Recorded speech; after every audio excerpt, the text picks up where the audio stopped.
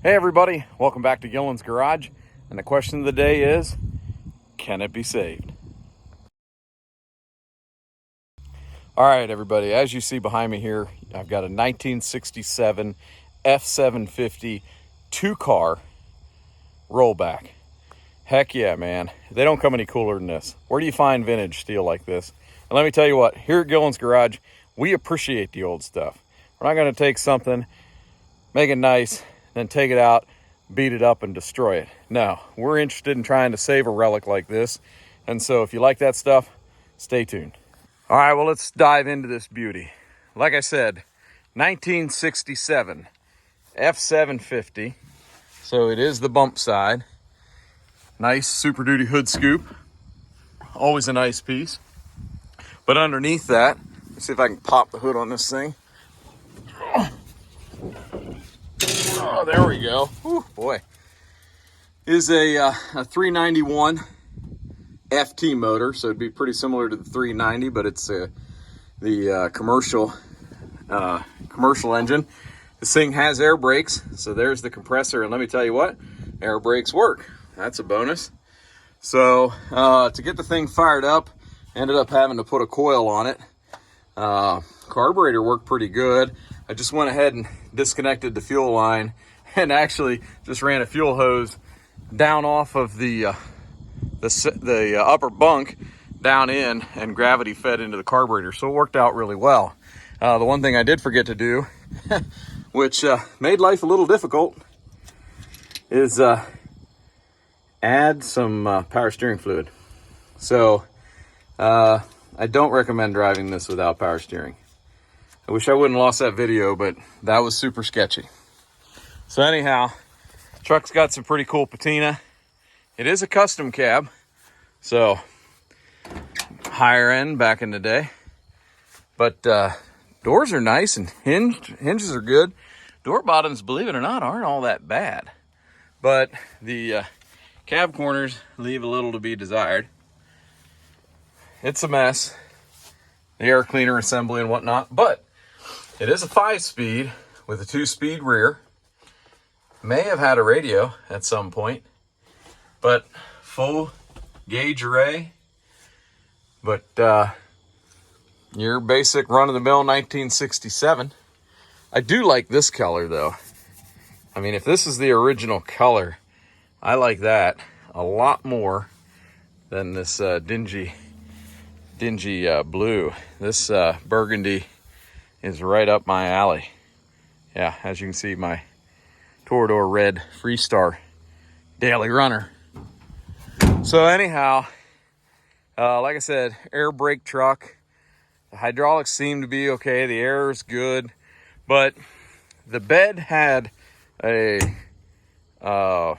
steel deck over top of a wood underlayment, which amazingly enough is the cross members are all in pretty good shape. Now, that being said, there's a reinforcement channel along the side, and that has seen better days. But it does look like you could cut this off and replace this reinforcement. And you know, you're just gonna have time welding it and replacing it. So that's not too bad. But let me show you where the real trouble is. You can kind of see it right there. If you look down the frame, nice and flat where this oil is, hydraulic fluid. Yeah, what's going on here? Oh yeah, that double frame is swelled up right there. You can see more signs of swelling back here and some delamination at the end of it. And then what concerns me as well is right under here, the delamination. I'm hoping it's not the actual frame. It's just the panel delaminating. So I got to get the bed off and get this off and see what it looks like. But I mean, the frame itself doesn't look too terribly hateful. And the rollback assembly doesn't look bad. So let me walk around the other side here. You know, obviously all this will come off. It would be nice to find some aluminum extruded to make a bed out of that. But all these rollers seem pretty good. Everything underneath here I don't know if this would have had a stinger back in the day, because I'm not exactly sure what that thing is with a hole in it. I don't really know. That's interesting. So coming around this side, the frame is much nicer on the driver's side, and all of the controls are free. So some of them are a little tight, but I've got them loosened up. Yeah, coming around looking at this frame. Yeah, this frame's in a lot better condition on this side. Overall, everything. But, you know, corrosion, but you'll have that. But nice aluminum tank. I'll keep that and eliminate the in cab. So let me jump up here and see if I can't show you the upper deck. So yeah, here's the nice hydraulic winch, PTO driven hydraulic, I'd say.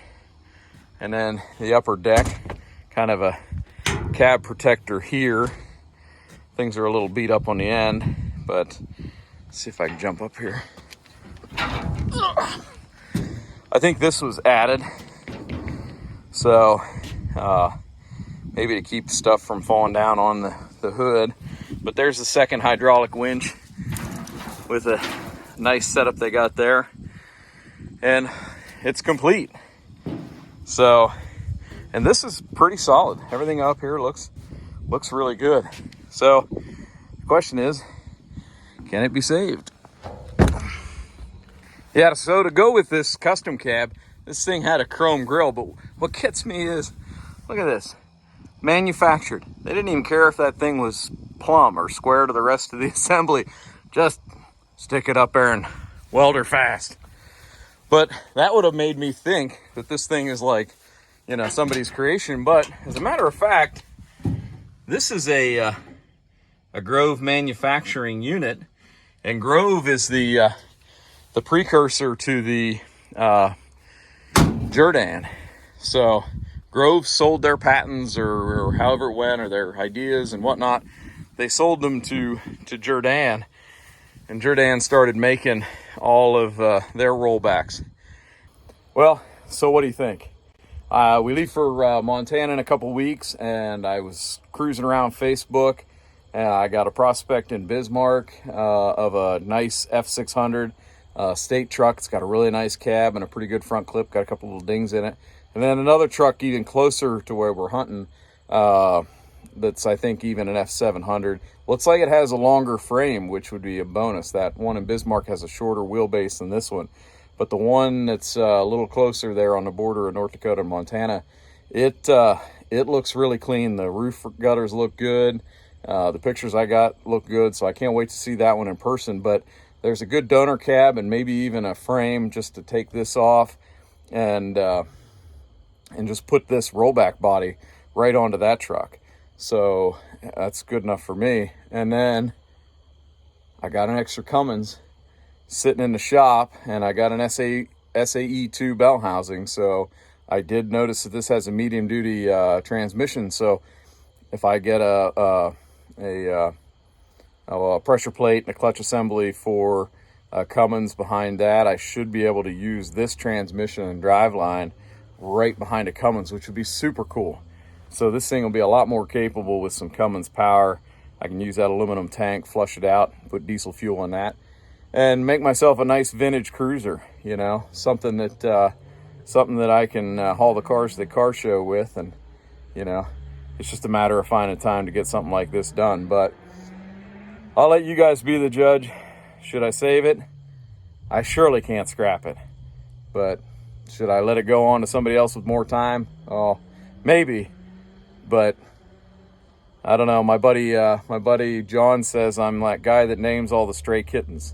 So if it comes to my place, I fall in love with it, and I got to keep it. So I tried real hard not to fall in love with this one, but I'm afraid it's happened. So, all right, you guys like this Ford content, you hang out here, stick with me, subscribe, do whatever you want.